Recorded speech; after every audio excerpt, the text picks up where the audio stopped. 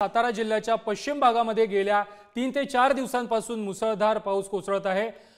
भात लागवण त्यानंतर सुरू करण्यात आलेली आहे। शेतीची कामे देखील शेतकऱ्यांनी सुरू केलेली आहेत। जावळी तालुक्यातील कोळघर गावातून शेतकऱ्यांसोबत संवाद साधलेला आहे आमचे प्रतिनिधी साई सावंत यांनी। सातारा जिल्ह्याच्या पश्चिम भागामध्ये मोठ्या प्रमाणात धुवाधार पाऊस पडताना आपल्याला पाहायला मिळत आहे।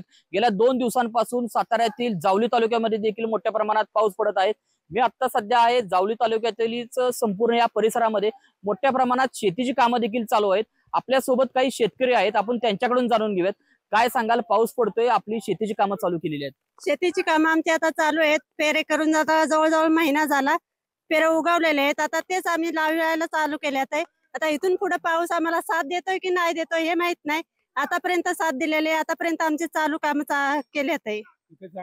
पिकं चांगली आहेत। बाबा, काय सांगाल तुम्ही? पाऊस मोठ्या प्रमाणात कोसळतोय, शेतीची कामे चालू आहेत, भात लागण देखील तुम्ही चालू करताय। भात लागण चालू केली, मोठा पाऊस पडतोय, व्यवस्थित म्हणजे समाधानकारक पाऊस आहे अजूनपर्यंत तरी। आणि आता सगळ्यांनी लोकांनी शेती लावायला चालू केलेली आहे।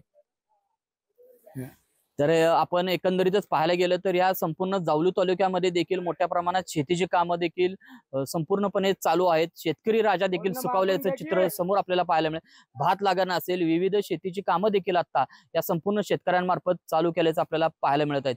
साई सावंत, पुढारी न्यूज, सातारा।